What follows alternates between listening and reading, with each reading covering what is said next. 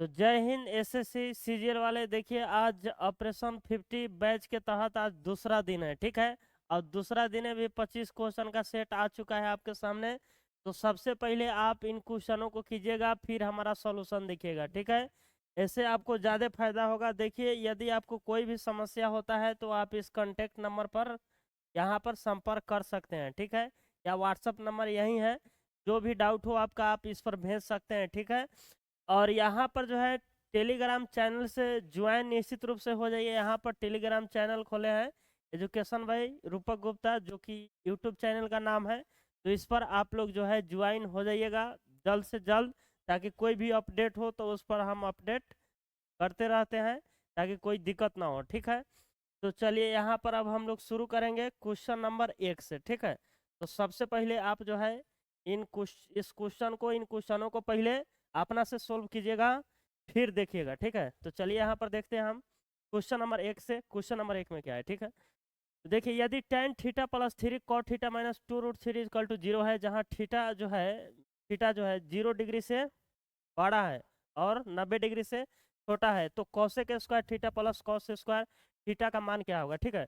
तो सबसे पहले जो है आप यहाँ पर ही ध्यान रखिए कि इसको जो है आपको कोई ना कोई वैल्यू रखिए यहाँ पर पहले थीटा का, जो सेटिस्फाई कर रहा है कि नहीं, ठीक है। फिर उसके बाद अगर सेटिस्फाई ना करे तब यहाँ पर इक्वेशन बना के जैसा आपको करना हो वैसा कीजिएगा। तो जब भी ऐसा है तो आप वैल्यू पहले सेटिस्फाई कीजिए। और यहाँ पर थीटा का वैल्यू साफ साफ बोल दिया कि 0 डिग्री भी नहीं ले सकते हैं और यहाँ पर 90 डिग्री भी नहीं ले सकते, ठीक है।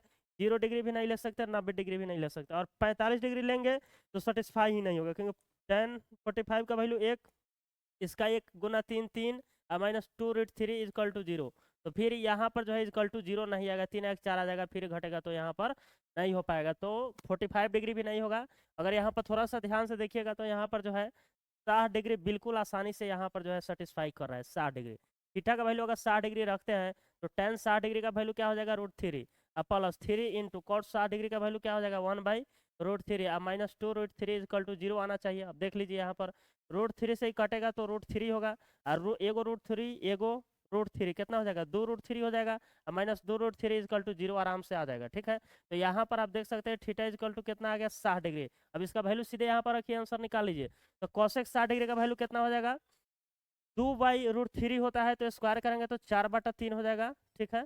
और यहाँ पर प्लस में हो जाएगा, कॉस 60 डिग्री का वैल्यू 1/2 होता है तो स्क्वायर करेंगे तो 1/4 हो जाएगा, ठीक है। अब इसको कर लीजिए इक्वल, एलसीएम लीजिए, कितना हो जाएगा, 12 3 चौका 12 4 चौका 16 4 3 12, तो 16 3 19/12 जो है इसका राइट आंसर आ जाएगा, ठीक है। इसका आंसर कितना आ जाएगा, 19/12। कौन है, ऑप्शन नंबर ए जो है इसका राइट आंसर जाएगा, ठीक है।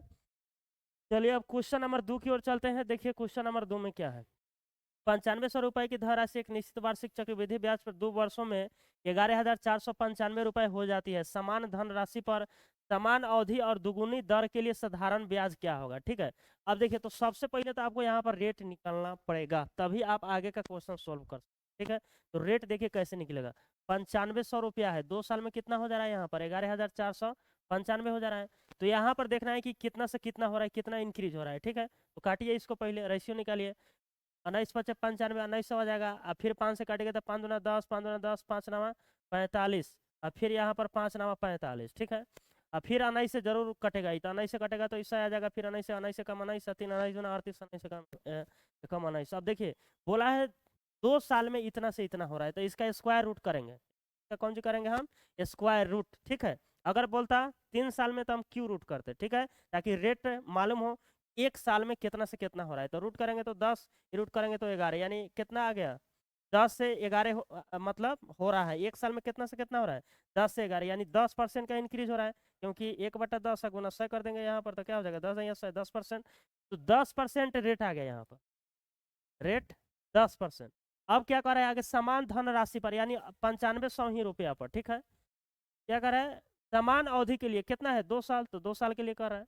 दोगुनी दर के साथ, दोगुना दर मतलब 10% है तो 20%, बस इसका वैल्यू निकाल देना है। साधारण ब्याज क्या होगा, साधारण ब्याज है इसलिए इसका सीधा गुना करते लिखते चल जाना है। आप देख लीजिए यहाँ पर अगर काटिएगा तो 100 आ जाएगा, तो 20 × 25 = 500 ही हो जाएगा। फिर इसके बाद में अगर देखिएगा तो 5 से काटिएगा तो ये कितना हो जाएगा, 19 × 5 = 95, 19 दूना 3800, इसका राइट आंसर हो जाएगा, ठीक है।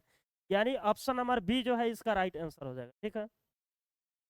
चलिए क्वेश्चन नंबर 3 की ओर चलते हैं। देखिए क्वेश्चन नंबर 3 में क्या है, माना कि त्रिभुज एबीसी समरूप त्रिभुज आरपीक्यू, ठीक है, एरिया ऑफ त्रिभुज एबीसी या बटा एरिया ऑफ आरपीक्यू, ठीक है। यहाँ पर 16/25 है, यदि पीक्यू इतना, क्यू आर इतना और पी आर इतना है तो एसी का मान क्या होगा। तो देखिए बिल्कुल आसान सा सवाल, जब भी ऐसा सवाल आए तो एक बात ध्यान रखिएगा, ठीक है। यहाँ पर देखिए कि एरिया का रेशियो है तो भुजाओं का रेशियो कितना होगा, इसका स्क्वायर रूट होगा, क्योंकि जब दो गो त्रिभुज समरूप होता है तो उसके क्षेत्रफल के अनुपात का स्क्वायर रूट उसके भुजाओं के अनुपात के इक्वल होता है। तो स्क्वायर रूट करेंगे तो कितना आ जाएगा, 4/5 ये आ गया। अब ये ध्यान रखिएगा ये त्रिभुज एबीसी वाला ऊपर लिखा गया है और पीक्यू आर वाला जो है मतलब आरपीक्यू वाला नीचे। तो यहाँ भी वही काम करना है, भुजा भी एबीसी वाला लिखना है पहले, तो एसी का वैल्यू निकालना है, यानी इस त्रिभुज का बात हो रहा है तो एसी ऊपर लिखेंगे, ठीक है। और बोल अब यहाँ पर नीचे आएगा कौन सी, पी आर पी क्यू में से कौन सा भुजा आएगा। तो जब इसमें का एसी लेंगे तो इसमें का कौन सी लेना पड़ेगा, क्यू आर। तो क्यू आर का वैल्यू कितना है, क्यू आर का वैल्यू कितना है 6, तो इसीलिए हम यहाँ पर क्या लेंगे 6। अब देखिए एसी का वैल्यू कितना आ जाएगा, 6 चौका 24/5, यानी कीजिएगा तो आप 4.8 जो है इसका राइट आंसर, ठीक है। ऑप्शन नंबर ए जो है इसका राइट आंसर। चलिए क्वेश्चन नंबर 4 की ओर चलते हैं। देखिए क्वेश्चन नंबर 4 में क्या है, 23 संख्याओं का औसत कितना है, 51। पहली 12 संख्याओं का औसत कितना है, 49 है। और अंतिम 12 संख्याओं का औसत 54 है। यदि 12वीं संख्या को निकाला जाता है तो शेष संख्याओं का औसत क्या होगा, ठीक है। तो देख लीजिए संख्या कितना है 23, लेकिन बात कितना का हो रहा है, 12 को संख्या पहले 12 को संख्या बाद में, 24 संख्या का बात हो रहा है, ठीक है। तो जब भी एगो ज्यादा वाला बात हो और वही संख्या पूछा जाए बीच वाला, तो समझ जाइए कि इसका डेविएशन जो आएगा, अगर आएगा माइनस में तो इसमें से घटाएंगे, अगर आएगा प्लस में तो इसमें जोड़ेंगे, वही निकलेगा 12वीं संख्या, ठीक है। इस बात को ध्यान रखिएगा आप। तो यहाँ पर निकालिए डेविएशन कितना हो रहा है, 12 संख्याओं का औसत कितना है 49, कितना कम हो गया 2, कितना पर कम हो रहा है 12 पर, तो 12 दूना 24, यानी -24 होगा, क्योंकि यहाँ पर -2। फिर इसमें भी निकालिए डेविएशन, 12 संख्याओं का औसत 54 है, तो कितना का है यहाँ पर, इससे कितना ज्यादा है 3, और 3 कथी है प्लस में, गुना कई संख्या पर 12, तो 12 3 36 प्लस में है, तो निकालिएगा तो कितना आ जाएगा, यानी 12 प्लस में आ रहा है। डेविएशन क्या आ रहा है 12 प्लस में, तो 12 इसमें जोड़ेंगे हम, तो 51 कितना हो जाएगा, 51 63, यानी 63 है। 12वीं संख्या कितना निकल गया, 12th नंबर कितना निकल गया 63, ठीक है। और कह रहे 12वीं संख्या को निकाल दिया जाता है तो शेष संख्याओं का औसत क्या हो, यानी जब इस संख्या को निकाल दिया जाएगा तो शेष संख्याओं का औसत क्या होगा। तो यहाँ पर अगर दिमाग लगाइएगा ऑप्शन देके तो बिना आगे सोल्व किए भी इसका आंसर मार सकते हैं, ठीक है। देखिए पहले से ऑलरेडी औसत कितना है 51, अगर ये नंबर जो है 12वां नंबर 51 रहता तो इसके जाने से या रहने से कोई फर्क होता नहीं होता, लेकिन 51 से कथी है ज्यादा है, ज्यादा लेकर जा रहा है, ज्यादा लेकर जा रहा है, इसका मतलब ये औसत को घटा देगा। तो जो भी आंसर आएगा 51 से कम आएगा, और 51 से कम मात्र एक ही ऑप्शन में है, ऑप्शन नंबर ए का राइट आंसर, ठीक है। बस आगे सोल्व भी नहीं करना। चलिए क्वेश्चन नंबर 5 की ओर चलते हैं। देखिए क्या है, ए एक काम को 11.2/3 दिनों में पूरा कर सकता है, बी ए से 25% अधिक दक्ष है और सी बी के रूप में 50% दक्ष है। एक साथ काम करते हुए भी इसी समान काम को कितने दिनों में पूरा करें। तो सबसे पहले एफिशिएंसी का रेशियो निकले, ठीक है। तो यहाँ पर ए बी और सी कर दीजिए। बी ए से 25% अधिक है, बी जो है ए से 25%, 25 चौका 4 है तो कितना है 5 है। बस फिर कभी करा है सी बी के रूप में, सी जो है बी के रूप में 50%, यानी इसका 50% ही है तो इसका 50% निकालेंगे यानी आधा, तो दशमलव में आ जाएगा। तो सबसे अच्छा बात है कि यहाँ पर पहला ही इसको 2 से गुना कर दीजिए, इसको कर दीजिए 10, इसको कर दीजिए 8, इसको काट दीजिए, ठीक है। अब इसका 50% क्या आ जाएगा 5, तो सी कितना है 5। बस इसके एफिशिएंसी का रेशियो आ गया। अब कथी कर रहा है, अब एक बात बोल दिया है कि काम कितना है तो यहाँ से था लगा, ये एक काम को 11.1/2 दिनों में पूरा कर सकता है, यानी दिन कितना है 11 दूना 22 23/2, और एक कर रहा है इतना दिन में, यानी 8 की एफिशिएंसी। तो काम तो ये हो गया पूरा। अब कर रहा है तीनों एक साथ काम करे पूरा काम को, तो कितना दिन में पूरा करेगा। तो तीनों का एफिशिएंसी कितना है 10 8 18, 18 या 5 23, यानी 23 से इस सब में भागा देना है, यानी 1/23 कर देना है। बस सीधा सीधा आंसर 2 चौका 8, काम खत्म। 4 इसका राइट आंसर, यानी ऑप्शन नंबर ए जो है इसका राइट आंसर हो, ठीक है। चलिए क्वेश्चन नंबर 6 की ओर चलते हैं। देखिए क्वेश्चन नंबर 6 में क्या, एक विद्यालय में छात्रों की कुल संख्या 1400 है, जिसमें से 35% छात्र लड़कियां और शेष लड़के हैं। यदि 80% लड़के और 90% लड़कियां एक वार्षिक परीक्षा में उत्तीर्ण होते हैं तो अनुत्तीर्ण होने वाले छात्रों का प्रतिशत क्या है। बस वेरी सिंपल, देख लीजिए यहाँ पर पूछा है प्रतिशत, तो जब भी प्रतिशत रेशियो फ्रैक्शन ये सब जो पूछता है ना, तो इसमें एग्जैक्ट वैल्यू का कोई काम नहीं होता, इसका कोई काम नहीं है, ठीक है। आराम से ऐसे ही आंसर निकलेगा। मान लीजिए जी पूरा विद्यालय में छात्र कितना है? 100।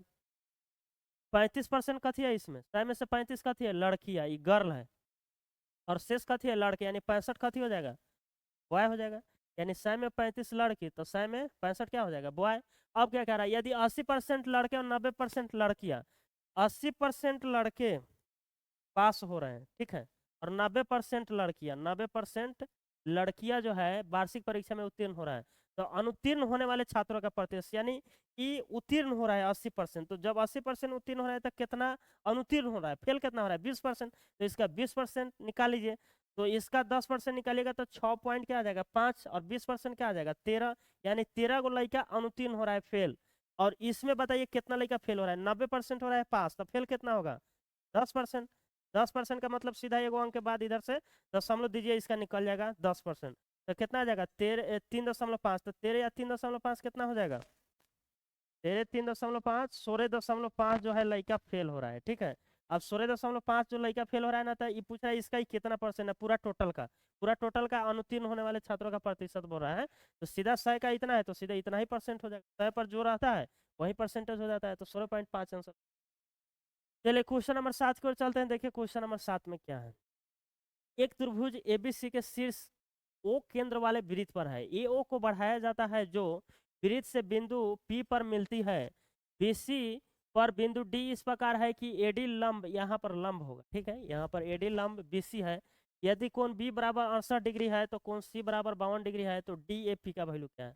देखिए सबसे पहले तो ये एगो त्रिभुज है। त्रिभुज जो है वो केंद्र वाले जो है वृत्त पर है। एगो केंद्र ओ वाला एगो वृत्त है, सर्कल। चलिए सर्कल बना दिए हम।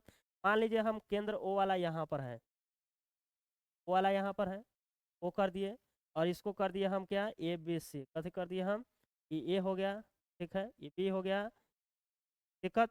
अब ध्यान से देखिए कि यहाँ पर अब क्या होगा। अब क्या बोल रहा है? ए ओ को बढ़ाया जाता है जो वृत्त से बिंदु पी पर मिलती है।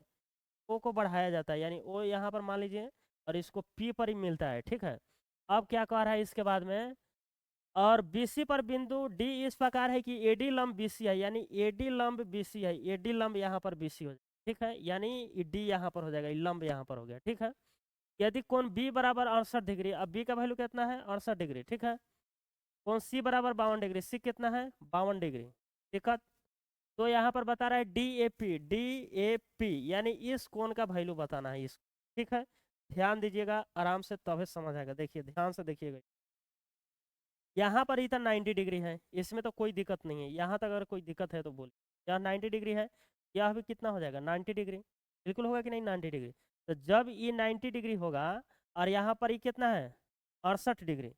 तो सिर्फ इस त्रिभुज में बताइए, ए बी डी में, ए बी डी में ये 90 डिग्री, ये 68 है, तो ये कितना हो जाएगा? इसको भी 90 पुगाइए, तो कितना हो जाएगा? 22 डिग्री। यानी ये जो कोण है इतना ही 22 डिग्री हुआ। कितना कोण है ये? 22 डिग्री है, ठीक है। चलिए इसको हम अच्छा से अलग न करके लिख देते हैं। ये कोण कितना है? 22 डिग्री यहाँ, ठीक है। हम लोग को इस कोण से मतलब है। अब एक और बात ध्यान रखिए, ध्यान दीजिए इसमें, ठीक है। एकदम अच्छा से ध्यान फोकस बनाते हुए रखें। इसको अगर हम मिलाते हैं ओ से, वृत्त का कथी है? केंद्र है ओ। तो ई वाला अगर जीवा आप देखिएगा, ई वाला जीवा, तो इस जीवा से वृत्त के केंद्र पर कौन एक आ रहा है, बन रहा है यहाँ पर। और फिर इसी जीवा से यहाँ पर कौन बन रहा है? सरकमफ्रेंस पर। यानी वृत्त के परिधि पर जो कोण बनता है उससे दुगुना कोण बनता है कहाँ? वृत्त के केंद्र पर, ठीक है। ये एक थ्योरम टाइप के सिद्धांत है, ठीक है, इसको याद रखा जाता है। तो यहाँ पर जो है ये कितना है? 52 डिग्री, तो ये कितना हो जाएगा? 104 डिग्री। 104 डिग्री होगा कि नहीं? अब ध्यान से देखिए, ई हो गया 104 डिग्री, हाई हो गया वृत्त का रेडियस है। दोनों भुजा इक्वल हुआ कि नहीं? दोनों भुजा बिल्कुल इक्वल हुआ। वृत्त का रेडियस है दोनों, क्योंकि केंद्र है। तो ई 104 है, तो जब ई दोनों भुजा इक्वल है तो हाई कोण और हाई कोण भी इक्वल होगा, यहाँ से लेकर यहाँ तक और यहाँ से लेकर यहाँ तक। तो ई 104 है, तो बाकी दोनों कोण कितना आएगा? 180 में से घटाइएगा 104 तक कितना आ जाएगा? 76। 76 कीजिए 2 भाग, क्योंकि दोनों कोण हाई इक्वल आ जाएगा। भुजा इक्वल भुजा के सामने कोण इक्वल होता है, तो 2 से कटेगा तो कितना? 2 3 6 2 8 16 38 डिग्री आएगा। यानी इहो 38 डिग्री, आई पूरा भी 38 डिग्री, यहाँ से लेकर यहाँ ये 38 डिग्री है। बस अब यहीं पर काम बन जाएगा। अब ध्यान से देखिए, यहाँ से यहाँ 38 डिग्री और यहाँ से यहाँ कितना है? 22 डिग्री। अभी हम लोग निकाले हैं 22 डिग्री। अब यहाँ से यहाँ 38, ई 22, तो हाई कितना हो जाएगा बीच में? 38 में से 22 घटा दीजिए, तो 38 में से 22 घटाइएगा तो कितना हो जाएगा? 16 डिग्री। बस इसका राइट आंसर क्या आ जाएगा? Option number C. अगर यह समझ में नहीं आया होगा तो आप इसको फिर से पीछे करके देख लीजिएगा। हालांकि इसमें विशेष कुछ नहीं है, बस इसको हम मिलाएंगे ना, यहाँ पर एक कोण बनेगा सेंटर पर, और इसी जीवा से एक कोण बनेगा वृत्त के परिधि पर। तो ये रूल होता है कि वृत्त के परिधि पर जो कोण बनता है इससे दुगुना बनता है कहाँ, वृत्त के सेंटर पर एक ही जीवा से जो बनता है, ठीक है। बस अब बाकी देख लीजिएगा उसमें। चलिए क्वेश्चन नंबर 8 की ओर चलते हैं। अब देखिए क्वेश्चन नंबर 8 में क्या है। यहाँ पर बोडमास है, और बोडमास को कभी कभी हल्के में नहीं लिया जाता है, बहुत बार इसमें दिक्कत कर देता है। तो कैसे सोल्व करना है इस बात को ध्यान रखना है, ठीक है। देखिए अगर इसमें आप थोड़ा सा सोचिएगा तो ई वाला का काम एक बार होना चाहिए, ऑफ लगल है तो, ठीक है। तो ये दोनों का काम एक बार कर लीजिए। तो करेंगे तो ये पहले इसको कर लीजिए, 5 15 100 बटा कितना हो जाएगा 5। इसको अगर भागा है गुना लिखते हैं ना, तो नीचे जितना है उसके ऊपर अभी लिख दीजिए। तो 2 गुना 3 नीचे है तो ऊपर आ जाएगा 6, और नीचे कितना आ जाएगा 2 चौका 8 है 9, और गुना में है 3 5 15 1 16, 9 गुना 16 आ जाएगा नीचे। हम डायरेक्ट कर दिए गुना करके, एक बार ये जो नीचे लिखने वाले थे कि ऊपर लिख दिए, जो ऊपर लिखने वाले थे उसको नीचे लग दिए बस। अगर देखिएगा तो कैसे 16 से 16 खत्म हो जाएगा। यहाँ पर 3 दूना 6, 3 3 9 हो जाएगा, यानी 2 बटा कितना हो जाएगा 15। 2 बटा यहाँ पर क्या आ जाएगा 15। अब फिर यहाँ पर देख लीजिए माइनस में, अब यहाँ पर देख लीजिए, अब इस काम को एक बार कर लीजिए।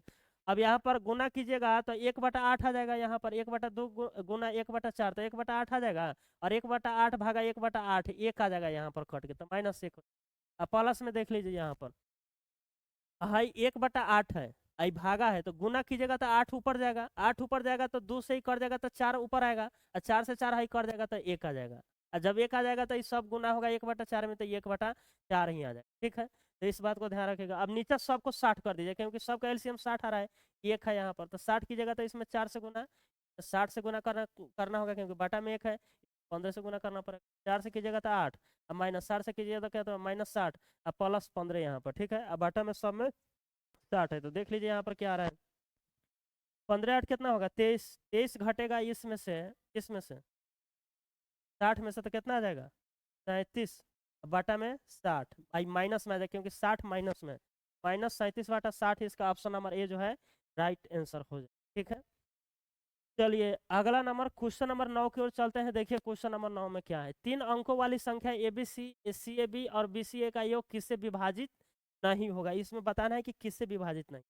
और यहाँ पर दे दिया है A B C C A B B C A, मतलब 3 गो अंक वाला संख्या है और उसी को उलट पलट के लिखा हुआ है, ठीक है। तो ध्यान से अगर देखिएगा तो इसका सबसे आसान तरीका है कि आप कोई ना कोई नंबर मान लीजिए, ठीक है, और छोटा छोटा मानिए। चलिए एक को हम मान लेते हैं 0, इसको 1, इसको 2, लेकिन 0 नहीं मान सकते, क्यों, क्योंकि 0 अगर हम मानते हैं तो 3 अंकों वाली संख्या बनेगा ही नहीं। 0 1 2 अगर लिखें तो कितना अंक वाली, 2 अंकों वाली है, ठीक है, क्योंकि इधर 0 का कोई वैल्यू नहीं है, इसलिए 0 नहीं मानना है। 1 2 3, एक को 1 मान लिया, इसको 2 मान लिया, इसको 3 मान लिया। सी ए बी जो है सी, तो सी को कितना माने हैं 3, तो सी को 3 लिखिए। ए को कितना माने हैं 1, तो 1 लिखिए। बी को कितना माने हैं 2 लिखिए। फिर बी सी है, बी को माने हैं 2, सी को माने हैं 3, ए को माने हैं 1, तो इसको लिख दीजिए। अक्वार है सभी का योग, तो सभी का योग पहले निकाल लीजिए। तो 3 2 5 है 6, 2 1 3 3 6, 1 3 4, 4 2 6, यानी अगर देखिएगा तो 666 आ गया यहाँ पर, ठीक है। अब ध्यान से अगर यहाँ पर आप देखते हैं तो पहले ये तो बात आपको दिख रहा होगा आराम से कि a प्लस बी प्लस सी से इसमें भाग लगेगा, क्यों, क्योंकि a प्लस बी प्लस सी करते हैं तो 3 2 5 1 6, 6 से तो लगेगा ही, क्योंकि सब 6 6 6, ठीक है। तो ये तो बिल्कुल होगा, लेकिन और देखना है इसमें किससे नहीं लगेगा, ये देखना है, ठीक है। अगर यह इसको अगर आप लिखिएगा तो 111 गुना 6 लिख सकते हैं इसको बिल्कुल, और 111 आपको याद ही होना चाहिए 37 गुना 3, ठीक है। आप सीधा सीधा देख लीजिए, अब 37 से भी भागा लग जाएगा, 3 से भी लग जाएगा, a प्लस बी प्लस सी से अभी बताए ही है, तो 31 ही है जिससे भागा नहीं लगेगा, यानी ऑप्शन नंबर डी इसका राइट आंसर हो, ठीक है। चलिए क्वेश्चन नंबर 10 की ओर चलते हैं। देखिए क्वेश्चन नंबर 10 में क्या है। a के पावर 4 प्लस बी के पावर 4 है यहाँ पर, ठीक है, गलती से यहाँ पर जो है लिखा गया है। और यहाँ पर ए स्क्वायर और बी स्क्वायर यहाँ पर है, ठीक है, ए स्क्वायर और यहाँ पर प्लस बी स्क्वायर बराबर 27 3 है, तो a square plus b square minus a b 21 है, तो 1 बटा ए प्लस 1 बटा बी निकल, यानी अगर आप ध्यान से देखिएगा तो 1 बटा ए प्लस 1 बटा बी का मतलब नीचे एलसीएम ए आएगा, ऊपर ए प्लस बी आ जाएगा, ठीक है, यानी आपको सीधा इसका वैल्यू निकालना है, ठीक है। अब चलिए अगर आप ध्यान से देखिएगा तो आराम से बन जाएगा। इसका एक फार्मूला होता है ए के पावर 4 प्लस बी के power 4 plus a square b square equal to क्या होता है a square plus b square minus a b, और यहाँ पर फिर गुना में हो जाता है कौन सी a square plus b square plus a b, ठीक है। तो यहाँ पर ऐसे इसका जो है फार्मूला होता है, ठीक है। तो देखिए इसमें ई वाला चीज यहाँ पर दिया हुआ है, तो ई वाला एक बार पहले निकाल लीजिए। तो ई वाला निकालिएगा तो कितना हो जाएगा, ए स्क्वायर प्लस बी स्क्वायर, अब प्लस ए भी निकालना है आपको, ठीक है। तो इससे इसमें भागा देंगे तो निकल जाएगा, तो 21 से इसमें भागा दीजिए, कितना आ जाएगा, 21 से कम 21 है, 21 33 13 आ जाएगा। बस अब इतना को आप एज्यूम कर लीजिए एक्स, इतना को एक्स और इतना को कर लीजिए वाई, इतना को कर लीजिए वाई। अगर आप ऐसा जब भी रहता है एक्स माइनस वाई बराबर कुछ, एक्स प्लस वाई कुछ, तो एक्स का वैल्यू कैसे निकालते हैं, यहाँ पर दोनों के जोड़ के 2 से भागा देते हैं। दोनों के जोड़ के 2 से भागा देंगे तो कितना आ जाएगा बताइए तो 21 तेरे 34, 34 में 2 से भागा दीजिए 17, यानी एक्स का वैल्यू 17, एक्स के जगह पर कथी है यहाँ पर ए स्क्वायर है प्लस बी स्क्वायर है। अब ए बी का वैल्यू यहाँ पर निकालना है, तो ए बी का वैल्यू देख लीजिए कैसे निकलेगा, तो वाई का वैल्यू यहाँ पर जो रहता था माइनस में, इसमें से इसको घटा के और उसमें 2 से भागा देते थे, है ना होता था। तो 21 में से 13 घटाएंगे तो कितना आ जाएगा 8, और 8 में 2 से भागा देंगे तो कितना आ जाएगा, 8 में 2 से भागा देंगे तो कितना आ जाएगा 4। लेकिन एक बात यहाँ पर ध्यान, इसमें से इसको हम लोग घटा, ठीक है, 21 में से घटा, और ई वाला माइनस है, ई वाला कथी है ज्यादा वाला माइनस है, तो यहाँ भी जब हम घटाएंगे तो -2ab ही आएगा, ठीक है। और तब इसका वैल्यू घटा के 8 आएगा, तो इसका तो -4 आएगा यहाँ पर, तो -4 मत भूलिएगा, नहीं तो इतना ही से गलत हो जाएगा, ठीक है।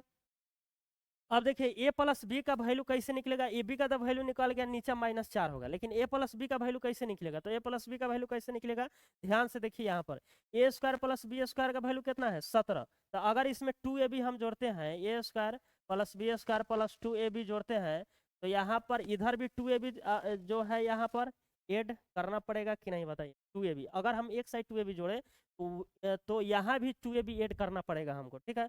तो 2ab मतलब 2 गुना कितना हो जाएगा -4, 2 गुना कथी हो जाएगा -4, यानी -8 हो जाएगा यहाँ पर, यानी -8 हो जाएगा यहाँ पर। तो अगर हम देखते हैं तो a square b square 2ab इसलिए लिखे क्योंकि इसका ए प्लस बी का होल स्क्वायर निकाल सके, ठीक है।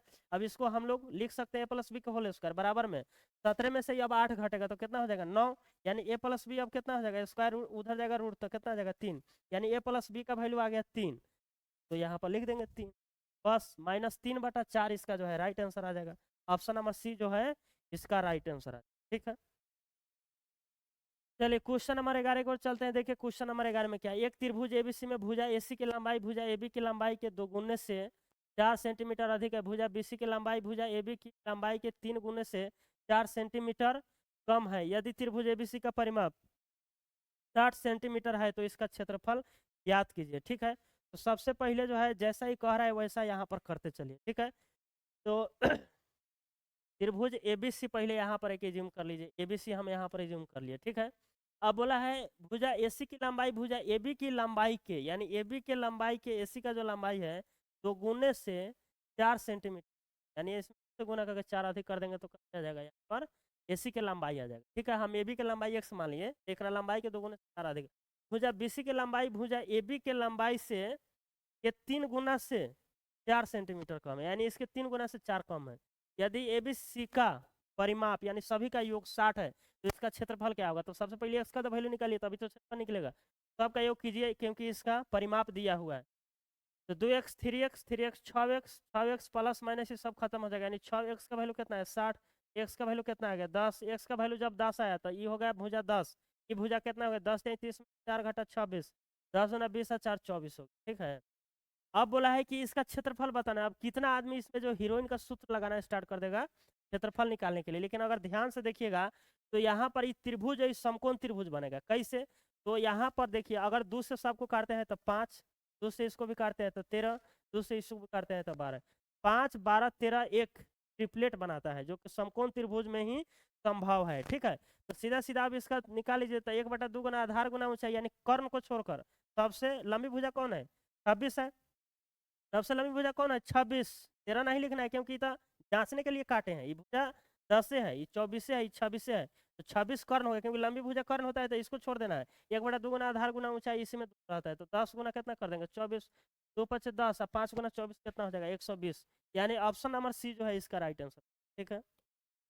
चलिए क्वेश्चन नंबर 12 की ओर चलते हैं। देखिए क्वेश्चन नंबर 12 में क्या है, एक चक्रीय चतुर्भुज एबीसीडी इस प्रकार है कि इसकी भुजाओं एबी और डीसी को बढ़ाने पर ई पर मिलता है और भुजाओं एडी और बीसी को बढ़ाने पर एफ पर मिलती है। यदि कोण ए डी एफ 80 डिग्री, कोण ए ई डी बराबर 50 डिग्री है तो कोण ए एफ बी की माप क्या होगा, ठीक है। देखिए इसका फिगर बनाना ही बहुत बड़ी बात है, देखिए समझिएगा आराम से तभी बनेगा। यहाँ पर बोला है कि यहाँ पर दो गो भुजा जो एकर है बढ़ाने पर, ठीक है, दो गो भुजा बढ़ाने पर यहाँ पर काट रहा है एक दूसरे, इस यहाँ पर इसको कौन से आपको बनाना पड़ेगा, ठीक है। यहाँ पर एगो कर देंगे, यहाँ पर एगो, यहाँ पर इस, अगर इसको हम बढ़ाते हैं ऐसे, इधर काट देगा, और यहाँ पर ए बी सी डी कर दीजिए, क्योंकि दो को पहला ही बोला है काटेगा, ठीक है। ए बी को बढ़ाएंगे और उसके बाद किसको, डी सी को बढ़ाएंगे तो कहाँ पर कटेगा, यहाँ ई पर। तो इसको देख लीजिए, थोड़ा सा फिगर हो रहा है तो उसे घबराना नहीं है, आपको समझने से मतलब है। अब इसको बढ़ाएंगे इधर, काटेगा इधर, चलिए इधर काट लिया यहाँ पर। ए डी को और बी सी को हम बढ़ाएं तो कहाँ पर काट लिया, एफ पर काट लिया, ठीक है।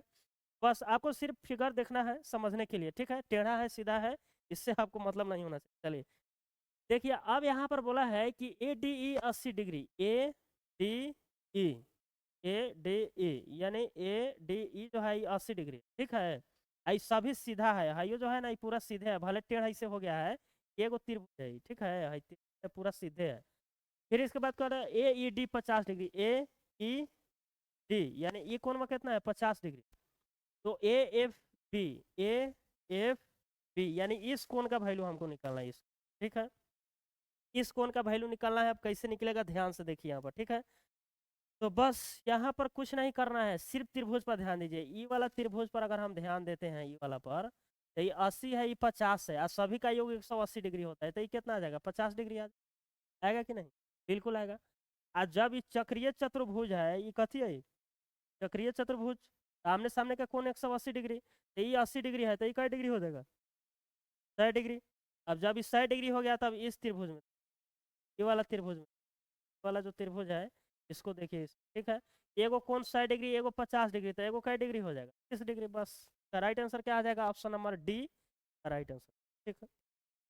चलिए क्वेश्चन नंबर 13 को चलते हैं। देखिए क्वेश्चन नंबर 13 में क्या है, जब 54, 49, 22 और 21 में से प्रत्येक संख्या से x घटाया जाता है तो प्राप्त संख्या समानुपाती हो जाती है, ठीक है। तो 8x - 25 से 7x - 26 का अनुपात क्या होगा, ठीक है। तो देखिए ये VVI क्वेश्चन है, बहुत रिपीटेड होते रहता है, इसका पैटर्न याद रखिएगा कि कैसे सोल्व, ठीक है। देखिए पहले एगो छोड़ के अंतराल पर इसका अंतर लेते हैं, अंतर इसका कितना है बताइए, तो 3 हो जाएगा 2 32।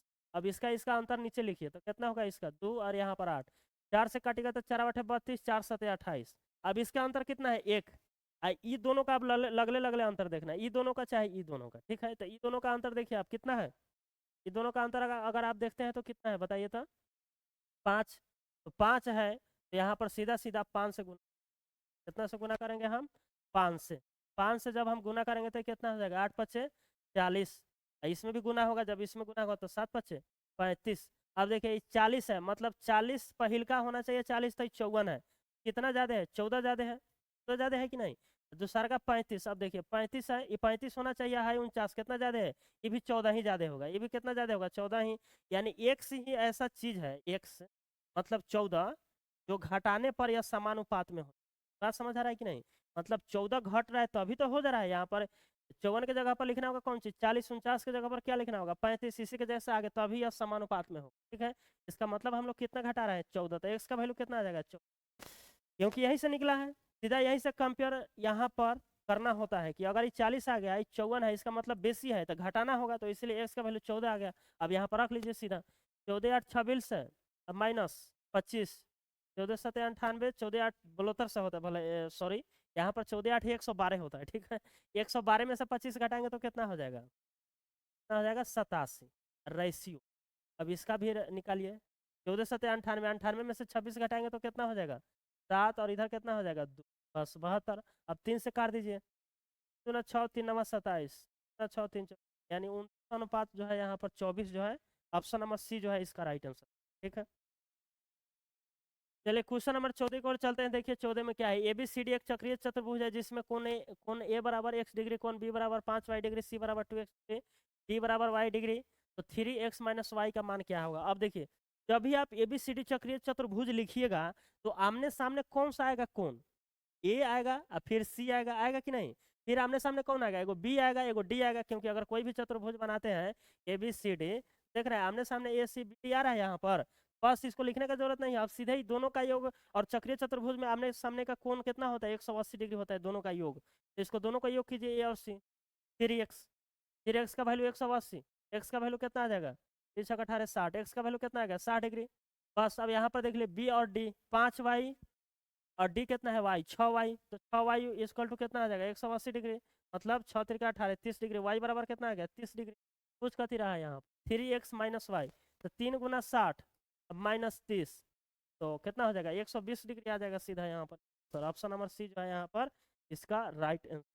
ठीक, चलिए क्वेश्चन नंबर 15 को चलते हैं। देखिए क्वेश्चन नंबर 15 में क्या है, एक ट्रेन 450 किलोमीटर की दूरी एक समान चाल से तय करती है। यदि चाल 5 किलोमीटर प्रति घंटा अधिक होती तो समान दूरी तय करने में 1 घंटा कम समय लगता है। यह अपनी सामान्य चाल पर 315 किलोमीटर की दूरी तय करने में कितना समय लगेगा। तो देखिए जब भी ऐसा क्वेश्चन आता है आपको ऑप्शन से ज्यादा हेल्प मिलता है, तो ऑप्शन की तरफ आप जाइए। ठीक है, सबसे आसान ऑप्शन कौन है 7, तो बिल्कुल पहले 7 को उठाए। लास्ट में कौन सी बोला है, अपनी सामान्य चाल पर यह 315 किलोमीटर की दूरी तय करने में 7 घंटा समय, माने हम मान लिए 7 घंटा लेते हैं, पूछा है कितना समय 7 घंटा। तो जब किलोमीटर में दूरी में टाइम से भागा देंगे तो स्पीड आएगा, तो 7 से भागा देंगे कितना आ जाएगा 7 × 28 और 7 × 5 = 35 45। या और ये कौन सी है सामान्य चाल, इस सामान्य चाल ओरिजिनल चाल, ओरिजिनल चाल कितना आ गया 45। और कह रहा है और न्यू चाल कितना है, न्यू चाल अब देखना है सेटिस्फाई कर रहा है कि नहीं, अभी आंसर नहीं मारना है इसको साथ। न्यू चाल अब कितना हो जाएगा इसके अनुसार 5 किलोमीटर प्रति घंटा बढ़ा देता है, तो 50 हो जाएगा न्यू चाल इसका। अब देख लेना है कि अगर 45 से स्पीड थी, 45 के स्पीड से 450 किलोमीटर जाएगा तो कितना समय में जाएगा 45, 450 में 45 से भागा दीजिए 10 घंटा आ जाएगा। 50 की स्पीड से जाएगा तो कितना 0 0 कट गया 5 9 45, यानी बिल्कुल ही सेट खा रहा है। क्यों, क्योंकि 5 किलोमीटर प्रति घंटा अगर अधिक होता है तो समान दूरी तय करने में 1 घंटा कम लगता है, यानी नया चाल जब 5 बढ़ जाता है तो इससे 1 घंटा कम लगता है, तो 10 से 1 कम है बिल्कुल 9, इसलिए इसका ऑप्शन नंबर ए जो है इसका राइट आंसर। ठीक है, और नहीं तो इसको आप ऐसे भी वैल्यू सोच सकते हैं लेके, जैसे 450 का अगर स्पीड x से जा रहा है और 450 के स्पीड अगर x + 5 से जा रहा है तो इससे ये घंटा ज़्यादा समय ले रहा है या ई इससे 1 घंटा कम ले रहा है, यहाँ पर इसका अंतर 1 आ जाएगा। अब इसका वैल्यू अपना से आपको सोच लेना है क्या आएगा, तो बिल्कुल फिर वहीं पर जाइएगा तो वहीं आएगा। ठीक है, सबसे आसान इसका उपाय ऑप्शन से चलिए। ठीक है, अगर ज़्यादा दिक्कत होता है तो ऐसा इसको सोल्व कर लीजिए, 450 कर लीजिए कॉमन, अब बटा में इधर कर लीजिए कितना 1/450, फिर उनका उसका एलसीएम लेके आप कर सकते हैं इधर। ठीक है, चलिए क्वेश्चन नंबर 16 को चलते हैं। देखिए 16 में क्या है, 2x + 3y + 1 = 0, तो 8x की प्लस 8 प्लस यहाँ पर 27y³ - 18x मान क्या यहीं इसमें। तो अगर आप देखिएगा यहाँ पर तो इसका इसमें वैल्यू पुटिंग कर दीजिए, क्योंकि कहीं भी कंडीशन ज़्यादा कुछ है ये नहीं है, और एगो इक्वेशन है और 2 वेरिएबल है, तो बिल्कुल हम यहाँ पर जो है कोई वैल्यू पुट कर सकते हैं किसी का भी कुछ भी। तो और यहाँ पर 0 सेटिस्फाई करना चाहिए अगर कुछ भी करते हैं तो। ठीक है, अगर x को रख देते हैं 0 और y को रख देते हैं 1 तो नहीं होगा, यहाँ पर इसका वैल्यू एक ही सेटिस्फाई करेगा। y का रख दीजिए -1 और x का रख दीजिए, बिल्कुल खा जाएगा। x का मान रखेगा तो 2, y का -1 रखेंगे तो -3 और +1 तो 1 3 और 3 में से 3 घटा 0, यानी यही सेट खाएगा। ठीक है, x का 1 y का -1। ठीक है, यहाँ पर देखने से भी हिंट आपको साफ साफ मिल रहा है, -1 होगा तो ये 3 होगा, तभी तो 2 1 3 आई घटेगा तभी तो 0 आएगा, तो सीधा देख सकते हैं। तो x के जगह पर 3 रखेंगे तो कितना आ जाएगा 8 प्लस ये 8 के 8 है प्लस 27y³ y का वैल्यू -1, -1 का क्यूब माइनस से आएगा, यानी -27 आएगा, यहाँ आ जाएगा -27, और यहाँ पर क्या आ जाएगा माइनस, यहाँ पर अगर गुना होगा तो यहाँ पर -y है, माइनस माइनस प्लस हो जाएगा तो +18 हो जाएगा। ठीक है, अब देख लीजिए इसका आंसर क्या आ जाएगा, ध्यान से 8 8 16 और 16 18 कितना होगा 16 32 34, 34 में से आप घटा दीजिए कितना 27, 4 3 7, यानी 7 इसका राइट आंसर आ जाएगा, +7 सी नंबर जो है इसका राइट आंसर आ जाएगा। ठीक है, दिक्कत। चलिए 17 नंबर की ओर चलते हैं। देखिए 17 में क्या है, यदि 75 वस्तुओं का विक्रय मूल्य यानी 75 वस्तुओं का एसपी, ठीक है, 60 वस्तुओं के सीपी क्रय मूल्य के बराबर है, तो अनुमानित हानि या लाभ प्रतिशत ज्ञात करना है। तो पहले काटिए, परे 75 परे चौका 60, यानी एसपी बटा सीपी बराबर कितना है 4/5। देख लीजिए बस यहाँ पर आप देख लीजिए हानि हो रहा है कि लाभ हो रहा है, 5 के समान 4 में बेच हानि हो रहा है, कितना का हानि एक हानि हो रहा है कितना पर 5 पर गुना 100 है, तो कै % हो जाएगा 20% की हानि, यानी ऑप्शन नंबर डी इसका राइट आंसर। ठीक है, चलिए क्वेश्चन नंबर 18 की ओर चलते हैं। देखिए क्वेश्चन नंबर 18 में क्या है, त्रिभुज एबीसी में जो बी पर समकोण है, यदि कॉट ए बराबर 1/2 है तो sine a into cos c plus cos a अब बटा कॉस सी है तो इसका मान क्या होगा, ठीक है। अब देखिए ए सी इसमें जो है चेंज कर दिया है, वाला निकाल लीजिए एक बार। कॉट सी वाला अगर हम देखते हैं त्रिभुज अगर बना लीजिए, ए बी पर समकोण है तो बी आई सी, देख लीजिए यहाँ पर कॉट ए का वैल्यू कितना है, कॉट ए का वैल्यू कितना है 1/2, यानी एक हाई है तो 2 हाई है ना ना ना ना। यहाँ पर कॉट बेस बाई एथी होता है लंब, मतलब आधार बटा लंब, ठीक है। तो आधार यहाँ पर 1 हो जाएगा इस कोण के हिसाब से और लंब 2 हो जाएगा। कर्ण कितना हो जाएगा, कर्ण हो जाएगा √4 √5, ठीक है। अच्छा इसमें एक बात ध्यान रखिएगा, तो इसका डिग्री ऊपर नीचे दोनों सेम, डिग्री सेम है बिल्कुल। क्यों, क्योंकि अगर मान लीजिए इसको x मानते हैं तो अंदर में क्या है प्लस प्लस, फिर अंदर क्या है माइनस, लेकिन x से अगर गुना करते हैं इसमें तो इस सब का डिग्री कितना है 2 आएगा, इस सब का डिग्री कितना आएगा 2 आएगा। तो ऊपर नीचे डिग्री सेम है, तो डिग्री सेम है तो सीधा सीधा वैल्यू भी इसका हम रख सकते हैं, ठीक है। यानी कॉट ए है तो कॉट ए का फॉर्मूला क्या होता है कॉस बटा साइन, कॉस बटा साइन, ध्यान रखना है ए है, है तो ए, तो इसीलिए कॉट सी का भी निकाल लीजिए एक बार। तो कॉट सी निकालेंगे तो कितना हो जाएगा 2/1, 2/1 हो जाएगा यहाँ पर कॉट सी, तो इहो हो जाएगा, तो ई हो जाएगा कौन सी कॉस सी बटा साइन सी। बस अब यहीं से वैल्यू रख दीजिए सीधा सीधा। साइन ए का वैल्यू कितना हो जाएगा, यहाँ पर क्या दिया है 1/2 ना दिया है यहाँ पर कुछ है, तो कॉस ए का वैल्यू देखिए साइन ए है तो साइन ए का वैल्यू 2, तो 2 लिख दीजिए। कॉस सी का वैल्यू कितना है 2, 2 लिख दीजिए, प्लस कॉस ए का वैल्यू कितना है 1, तो 1 लिख दीजिए। अब बटा में कॉस सी का वैल्यू कितना है, कॉस सी का वैल्यू 2, अब बटा में साइन सी का वैल्यू कितना है 1, 1, अब माइनस साइन ए का वैल्यू कितना है 2, तो बस, तो 2 × 2 = 3 तो 2 × 6, अब बटा में 2 में से 1 घटा तो थे 1 में से -2 -1 होगा तो -2, यानी कटेगा तो -3 तो है इसका राइट आंसर आएगा, यानी ऑप्शन नंबर ए इसका राइट आंसर, ठीक है। चलिए क्वेश्चन नंबर 19 को चलते हैं। देखिए क्वेश्चन 19 क्या है, एक समबाहु त्रिभुजाकार मेज के शीर्ष भाग का क्षेत्रफल 9√3 सेंटीमीटर स्क्वायर है, मेज की प्रत्येक भुजा की लंबाई, मान लीजिए एगो मेज है, इसके ऊपर एक समबाहु त्रिभुजाकार है, ठीक है, और इसका क्षेत्रफल दिया हुआ, समबाहु त्रिभुज का सभी भुजा इक्वल होता है, मेज का भी सभी भुजा इक्वल ही है, ठीक है। तो यहाँ पर जो है मेज के प्रत्येक भुजा की लंबाई, सभी के प्रत्येक भुजा की लंबाई इसका निकालना है, तो इसका एरिया पहले निकाल लीजिए, तो इसका साइड निकल जाएगा तो वहीं तो सीधा हो जाएगा इसके प्रत्येक भुजा का लंबाई। तो एरिया क्या है √3/4 गुना भुजा स्क्वायर होता है ए स्क्वायर, और 9√3 दिया हुआ है उसका एरिया, तो √3 से √3 खत्म, ए स्क्वायर बराबर 9 चौका 36, तो ए का वैल्यू कितना आ जाएगा 6, बस 6 इसका राइट आंसर ऑप्शन नंबर।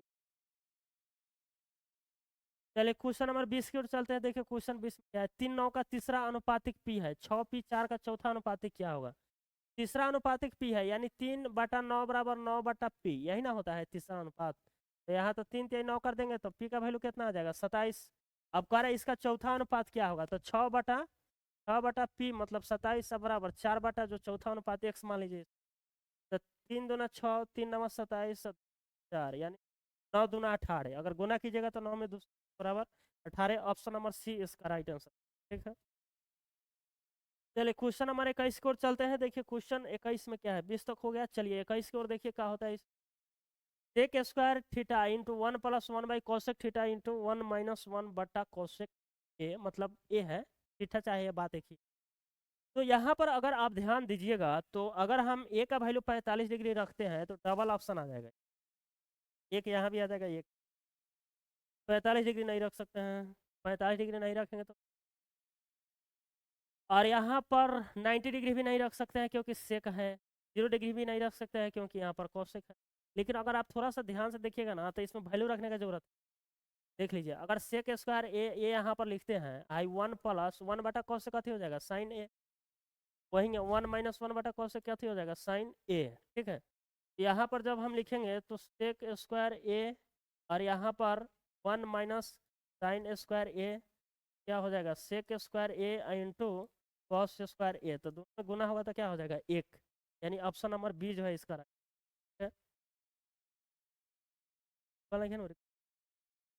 चलिए क्वेश्चन नंबर 22 की ओर चलते हैं। देखिए 22 में क्या है, एक ग्राहक 10,000 रुपए अंकित मूल्य वाली एक वस्तु खरीदना चाहता है, ठीक है। दुकानदार दो तरह की छूट देता है, 25% की छूट या 14 और 12% की सक्सेसिव छूट, कौन सा ऑफर ग्राहक के लिए बेहतर है और कितना। देखिए एगो तो 25% सीधा छूट दे रहा है और एगो छूट कितना दे, और देखिए ग्राहक के लिए वही बेहतर है जिसमें ज्यादा छूट मिले। तो एगो तो 25% वाला अलग है, और एगो 12 और 14 और 12 का सक्सेसिव है। तो इसका अगर निकालेंगे एकल छूट तो कितना आ जाएगा, 12 और 14 कितना हो जाएगा 26, अब माइनस हो जाएगा 12 चौका 48, अब 12 और 4 16, यानी और 2 अंक के बाद यहाँ पर क्या हो जाता है दशमलव, सीधा घटा दीजिए 2, 24 दशमलव यहाँ पर 3 2 आ जाएगा। तो 3 2 आ जाएगा, तो इससे ये कितना कम है 0.68%, 0.68% ही जो कम है, इससे कम है, ठीक है। यानी ग्राहक को इससे ज्यादा फायदा हो रहा है कि इससे ज्यादा हो रहा है, इससे ज्यादा फायदा हो रहा है, क्योंकि इसमें ज्यादा छूट मिल रहा है। तो पहल का तो आंसर होगा कि इसमें पहला ऑफर ज्यादा फायदामंद होगा, तो दूसरा ऑफर तो ऐसा ही ऑप्शन कट गया। अब कितना फायदा हो रहा है ये चीज यहाँ पर निकालना है। तो 0.68% किसका, 10,000 का निकालना है। बस 10,000 का अगर हम निकालते हैं तो 68 है, तो दशमलव हटाएंगे तो 2 जीरो, फिर परसेंटेज हटाएंगे तो 2 जीरो, 4 जीरो से 4 जीरो खत्म, तो एक बार 68 जो है ऑप्शन नंबर डी इसका राइट आंसर, ठीक है। चलिए क्वेश्चन नंबर 23 की ओर चलते हैं। देखिए क्वेश्चन 23 में क्या है, लकी अपनी आय का 85% खर्च करता है, यदि उसके खर्च में 1% की वृद्धि होती है, बचत में 60%, तो आय में 26% की वृद्धि होती है, तो एक्स का मान क्या है। देखिए बात बोला है वही, लेकिन थोड़ा सा घुमा फिरा के बोला है। देखिए इनकम, जब भी ऐसा क्वेश्चन है इनकम एक्सपेंडिचर और यहाँ पर सेविंग, इनकम मान लीजिए 100, मान लीजिए, मान लीजिए 85% खर्च करता है, 85 खर्च कर रहा है, तो कितना बचाएगा 15 बचाएगा। अब इसके बाद जो कह रहा है कि यदि उसके खर्च में x% की वृद्धि हो, ये मालूम नहीं है x% की वृद्धि हो रहा है, ठीक है, यही निकालना है। बचत में 60% की वृद्धि होती है, यानी इसमें 60% का वृद्धि, इसका 60% कितना होगा, 10% निकालिएगा तो कितना हो जाएगा 1.6, तो 60% पर छक 90, यानी 9 आ जाएगा, यानी 9 का वृद्धि इसमें हो रहा है, ठीक है। आय में 26% की वृद्धि, इसमें 26 वृद्धि हो रहा है, इसमें 26, तो इसमें कितना होगा वृद्धि, 26 में से 9 घटा दीजिए, कितना आ जाएगा 17 वृद्धि होगा इस, ठीक है। तो 17 85 का कितना परसेंट, 17/85 गुना यहाँ पर है, तो 17 या 500 कटेगा तो 20% इसका जो है right answer option number D जो है। चलिए क्वेश्चन नंबर 24 को चलते हैं। देखिए 24, एक वस्तु का अंकित मूल्य 180 रुपए है, रेनू इसे उसके बाजार मूल्य पर 20% की छूट के बाद बेचती है, फिर भी 25% का लाभ प्राप्त होता है वस्तु का क्रय मूल्य। यानी यहाँ पर देखिए इसका तो पहले यहाँ पर बात लाने का जरूरत नहीं है, इस सेंटेंस को पढ़, 20% के छूट देने के बाद भी उसको 25% का लाभ हो रहा है, यानी यहाँ पर 100 माइनस डिस्काउंट परसेंट अनुपात 100 प्लस प्रॉफिट परसेंट जो है CP/MP रेशियो का यहाँ पर फार्मूला लगेगा, ठीक है। तो 100 माइनस D% यानी 80 हो जाएगा, 100 प्लस P% यानी कितना हो जाएगा 125 हो जाएगा, काट दीजिए 5 से काटेगा 16 ही काटेगा तो कितना आ जाएगा 25। बस अंकित मूल्य कितना दिया 180, 25 का वैल्यू कितना है 180, तो 16 का वैल्यू निकालना है, तो बटा 25 गुना 16 कर दीजिए बस। 5 से सीधा क्या करिए कि 5 से काटिए, इसमें 5 25, 5 से इसको काटेंगे तो कितना आ जाए 5 15 5 6 30, अभी कटेगा नहीं, तो एगो काम कीजिए यहाँ पर पहले 16 तक 96, हाथ में 9, 16 तिहाई 48 और 9 कितना हो जाएगा 57, बटा में 5, 2 से गुना कर दीजिए ताकि दशमलव देने में ठीक, 9 दूना 12 के 2 हाथ में 1, यानी दशमलव के बाद 2 आएगा, ऑप्शन नंबर राइट आंसर, ठीक है। 2 के बाद में दशमलव। चलिए क्वेश्चन नंबर 25 देखिए आराम से, x+1/x 7, x² + 1/x², 7 7 49, 49 में से 2 घटा 47, राइट आंसर। तो चलिए उम्मीद करते हैं आप लोगों को समझ आया होगा। अगर आपको अच्छा लगे तो वीडियो को लाइक कीजिए, शेयर कीजिए, सब्सक्राइब कीजिए और थोड़ा सा फेमस कीजिए। Bye bye.